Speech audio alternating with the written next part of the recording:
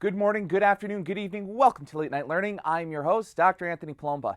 Now today we're going to begin our first lecture on the video game business.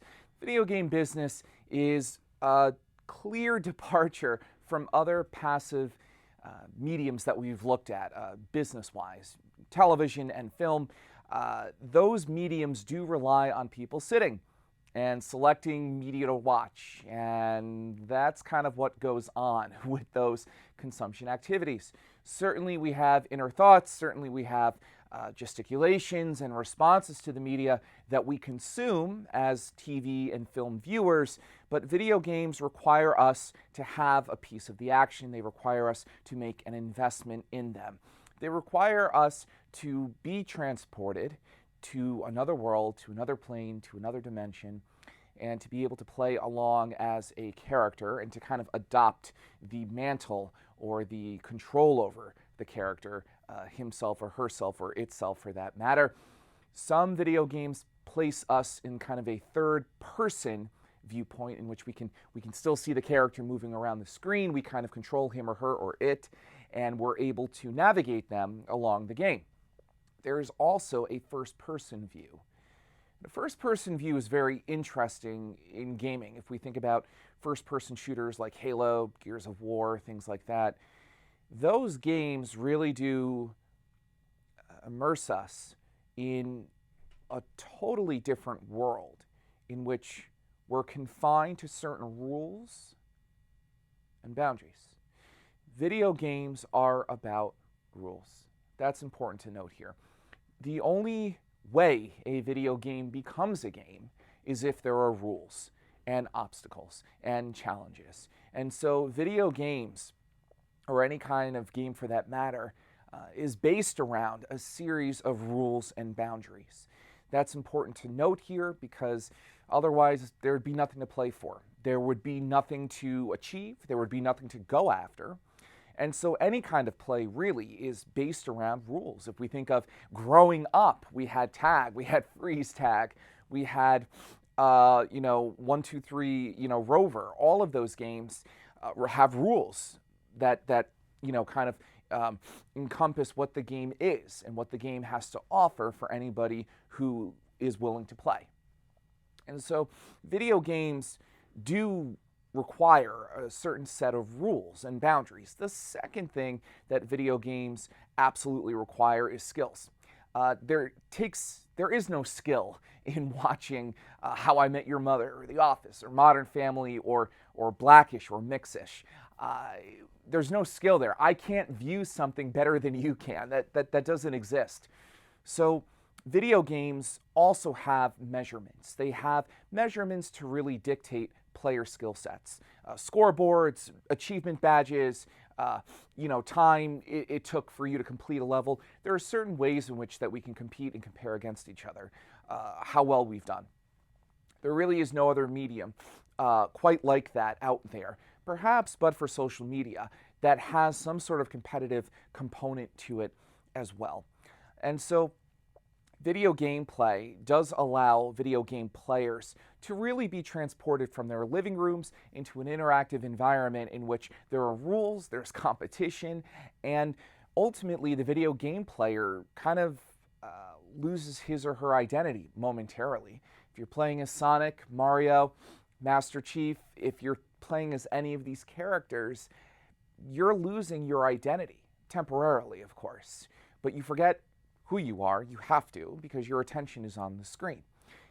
In particular, with VR and AR and other types of augmented and virtual reality technology made available, further immersion is possible in gaming.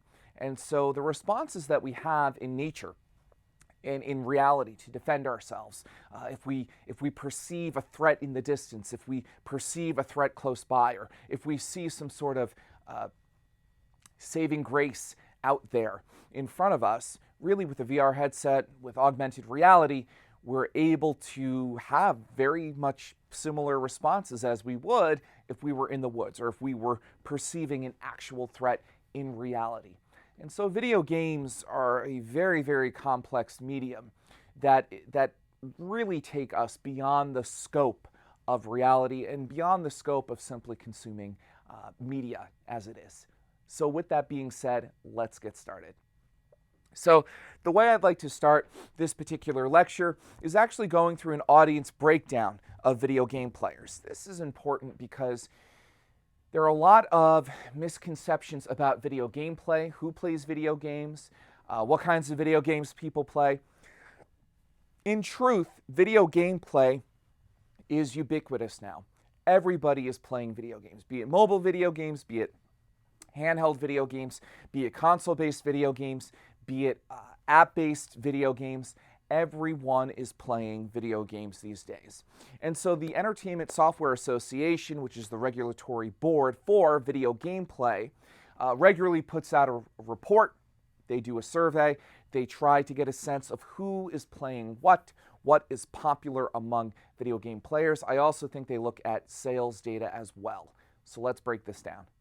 First and foremost, video game players, insofar as biological sex is concerned, it generally is a 50-50 split. Here we have 46% female, 54% male.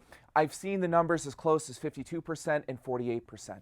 For your purposes in this class, all you need to know is that it's about a 50-50 gender split, which is the case here. Average age for women, video game players, is 34. For men, it's 32. I wouldn't get hung up on the age difference here. I do think that you can ignore it. One thing I will say, though, is that women, older women in particular, have really gotten into video game play since the advent of Wii Fitness. That was an interactive Wii video game that was packaged along with the Wii console that allowed really anyone who could do a Warrior 3 pose to do yoga alongside the Wii video game console. And so a lot of older women who really had never played video games, really had never been exposed to it, were too old, so to speak, when video games really fell into the mainstream zeitgeist.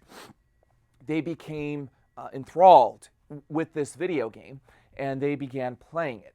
And that since has transitioned over to mobile video games and social media video games and other elements that are easier to pick up and easier to play. But you really should know it's a 50-50 gender split, and really the age is about 33 years old of the average video gamer.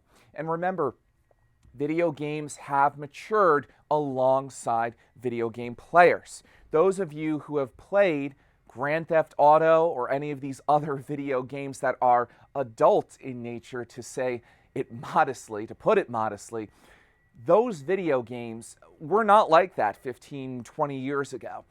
If you go back, in particular 20 years ago, to the first Grand Theft Auto, the second Grand Theft Auto, it's not really that violent. And in fact, aside from your Mortal Kombats and your Street Fighters and a few other similar games, Killer Instinct, a lot of video games really weren't adult-esque, right? In the 90s, we see that a lot of video games are violent, and yeah, you could rip somebody's head off, or you could drain somebody's blood out by shaking their decapitated body, I suppose, as per Mortal Kombat. But by and large, there weren't really any adult themes, right? Introducing sex or drugs or anything like that was just starting to trickle in. Certainly there were some smut games in the 80s and 90s, but it was a very small niche of video games that most of the population never was exposed to or really even had awareness of. But in the early 2000s, as the kind of the second wave of video gamers start to become 13 and 14 and 15 years old, they can only play Mortal Kombat for so long, truthfully.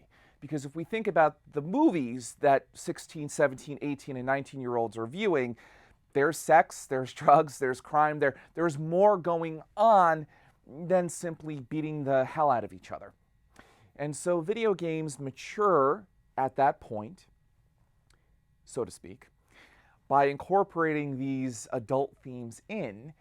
And that's kind of why you're seeing a higher age for adult video game players.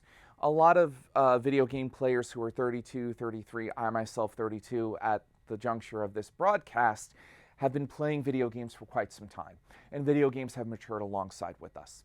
Let's go to the next slide. Female Gen X gamers, 35 to 54 years old. These were the gamers that I was telling you about earlier that play Wii Fitness, most likely. They are also interested in casual games, puzzles, classic arcades. They're very much into Tetris and Pac-Man, among other video games. Farmville, Candy Crush, those particular games come into the fray as well. Let's keep going. A breakdown of a few habits of this particular profile. 70% of female Gen Xers play games on their smartphones. That's important to note. 81% play casual games. 48% prefer to play alone. As you can imagine, with first-person shooters, with sports video games, males who tend to play those games a bit more than females, to be sure, likely play those games with other guys, or women for that matter. And so this is an interesting stat to note. For advertisers, this is important because if you're going to place a product placement within a video game, or if you're going to place some sort of advertisement in a video game, it's crucial to note how many eyeballs you have. If you're advertising to this particular consumer segment, probably not that many. You'll have the one who's playing the video game, but that may be it. Favorite games, 55% puzzle games, 48% card casino games, 34% classic arcade games. Let's keep going. Male Gen X gamers, 35 to 54 as well. Sports, racing, and shooters, that should not be a surprise to anyone. I alluded to this just a few minutes ago. Forza, NBA 2K, Call of Duty. Once again, we see sports and we see shooter games really dominating this particular consumer segment. Let's keep going. Male millennial gamers, action shooters and sports games. So a bit more action here. A bit more action with younger male consumers. God of War, Madden NFL, and Fortnite. You might even throw in games like Final Fantasy as well that may fall into the mix here. Games that require a bit more investment, games that offer compelling storylines, and games that really offer a lot of complexity at the selection of the gamer. And so the gamer can elect to say, well, I'll complete levels 1 through 3. I'm not going to do the DCL, or I'm not going to do the bonus levels, or other missions that have been uncovered or discovered, or other things that I can do to enhance my experience, right?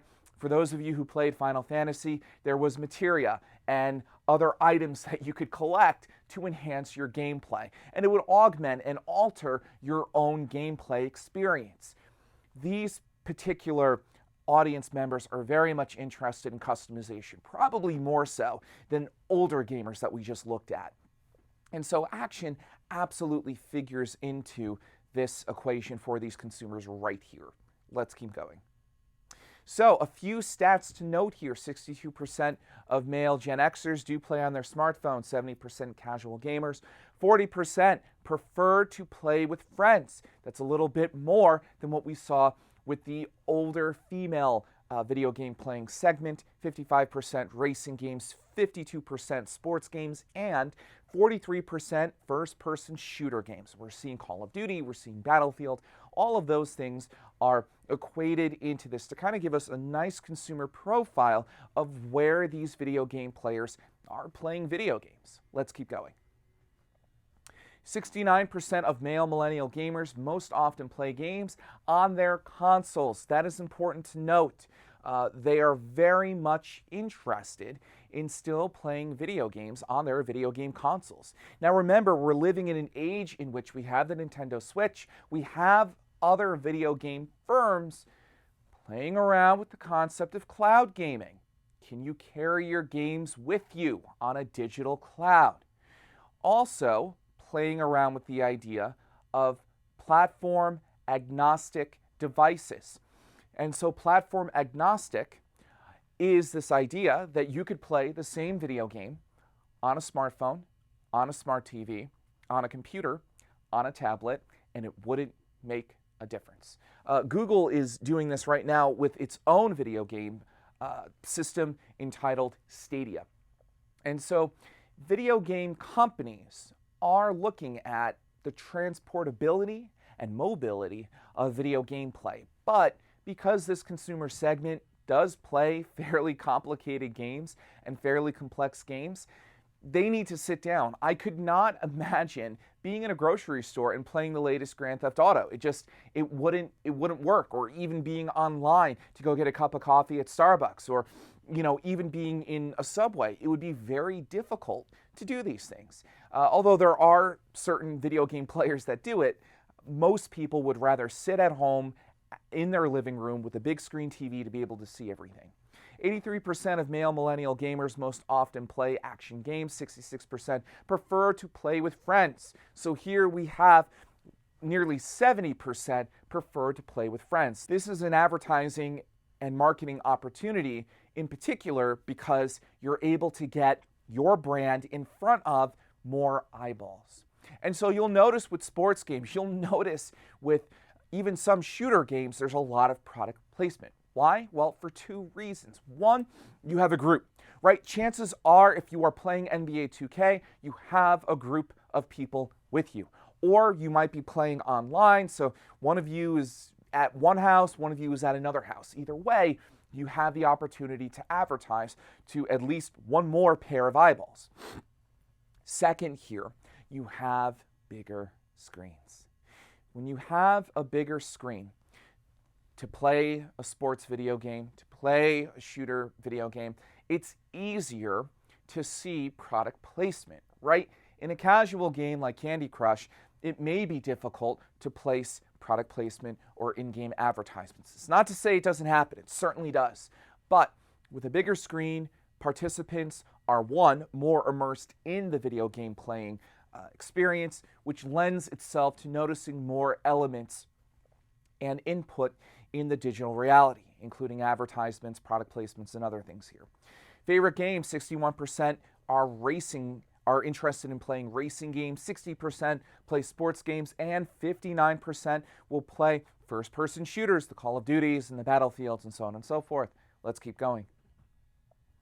2018 global games market per device and segment with year-on-year growth rates. So what we can see here is in 2018, according to Newzoo, video game marketplace is incredibly robust.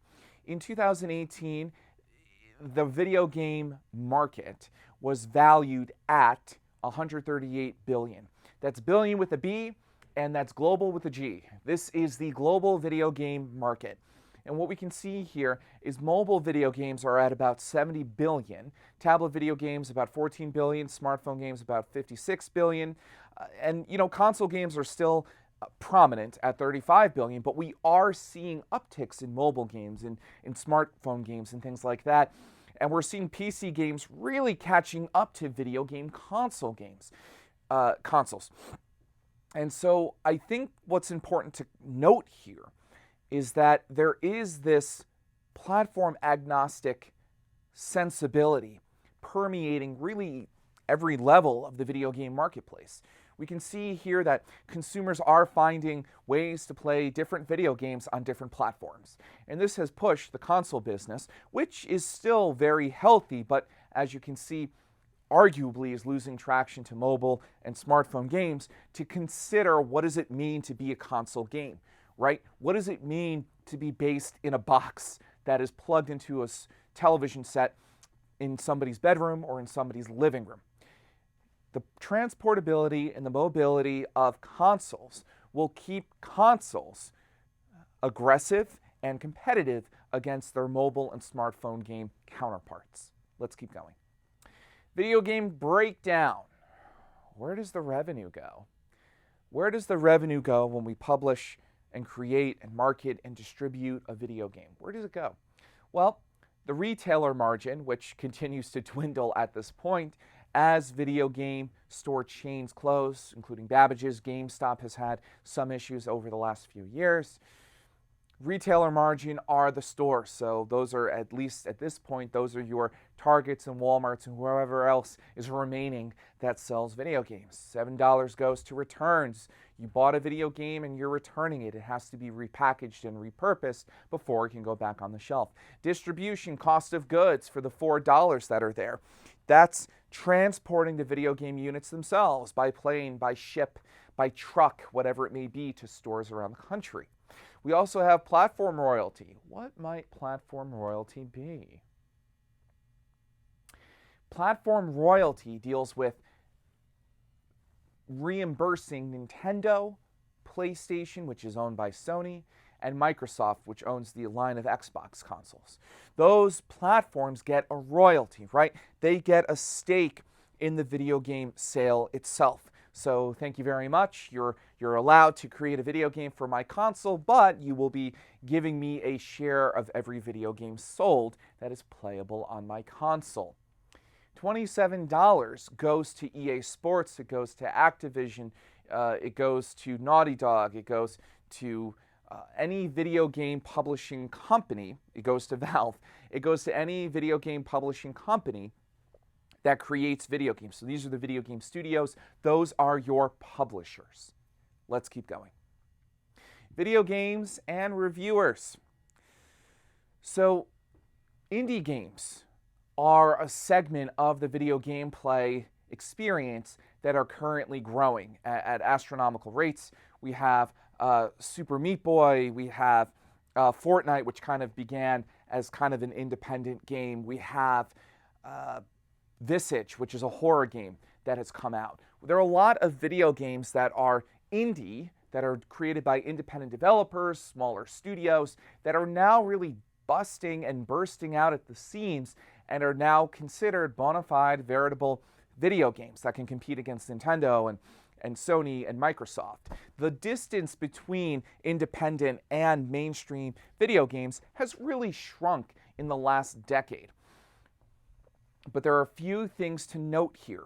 Multiplayer games, if we're thinking about multiplayer games that allow video game players to play with others, have less price sensitivity in the market and are increasingly sensitive to quality. So for a lot of multiplayer games that incorporate sports and racing and action, a lot of players are critical about these games because these are shared experiences that they get to have with friends. So if the video game doesn't play well or if it doesn't flow well for video game players, this is a source of frustration for video game players. A popular publisher helps boost new sales, but positive reviews can have a similar impact. Video game players are among the most critical and difficult to please when it comes to pleasing media audiences. So they look at trailers, they will readily castigate a video game if it is not up to par. User reviews have larger impact on game sales for less popular games. So again, word of mouth, user reviews are very, very prominent here. Reviews for professional critics are strongly associated with commercial success. There's a general correlation there. Similar studies have found the same thing in the movie industry, that positive reviews of a movie may not always correlate to an opening box office, but they generally correlate to the success overall of the movie itself. Let's keep going. All-time Nintendo sales. So in this segment, I'm going to be looking at video game sales here, just kind of going through how video game franchises have done. It should come as no surprise that Super Mario Bros. Is the highest selling franchise of all time at 627.51 million units sold. This is followed by Pokemon. This is followed by Wii. You'll recall with every Wii console sold, a video game came with it, usually one, sometimes two, including Wii Fitness. Zelda, Donkey Kong, Game & Watch, Super Smash Bros., Kirby, and Brain Age round out the top video game franchises for Nintendo. Let's keep going. All-time Microsoft Xbox sales. We can see here similarly, Connected Ventures at 22 million, Grand Theft Auto 5 at 15 million, Call of Duty 14 million, Modern Warfare 3, 14 million for Call of Duty Black Ops. So what we can see here is a lot of Grand Theft Auto and a lot of Call of Duty.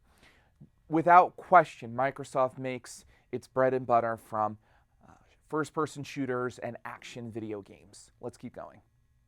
Similarly, for Sony PlayStation sales, we can see how popular Grand Theft Auto and Call of Duty is here as well. And so these two franchises are very popular on PlayStation. They're very, very popular on Microsoft. You saw, though, with Nintendo, there was a lot of original intellectual property. Original intellectual property is very, very valuable in the video game sphere because it does allow for longevity of intellectual property. It allows for reduced risk as people are familiar with the franchises themselves, and it also allows for lower costs with marketing and advertising. You don't really have to introduce a new story. You don't really have to introduce a new kind of gameplay. And so people do appreciate novelty, yet something that is familiar. And this has been documented with a lot of things that have become hits, a lot of things that have become popular in pop culture. If we think about songs, if we think about movies, if we think about TV shows that are popular right now, they're familiar, but they're novel. Modern Family is very similar to a lot of the previous sitcoms before it, but there is something novel about it, right? Having a gay couple on the TV show, having an interracial couple on the TV show. Those are relatively new storylines that have been incorporated into a mainstream TV show. But the comedy itself is relatively familiar. When we think of Super Mario, Donkey Kong, and Zelda, these are franchises that have been around for nearly 30 years now. And so for each franchise, there is something novel that is created with new line extensions within each video game franchise.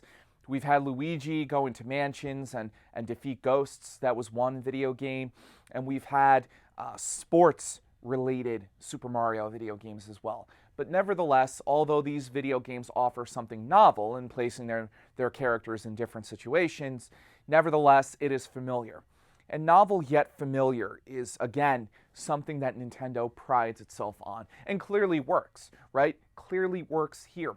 And we can see it with Microsoft, we can see it with Sony as well. Call of Duty and Grand Theft Auto are two franchises that a lot of people are familiar with. Whether you've seen your girlfriend or boyfriend play it on the couch, or if you've streamed it on Twitch online, or if you've watched YouTube trailers, if you've watched Let's Play video game clips with other video game hosts playing these video games, they're familiar.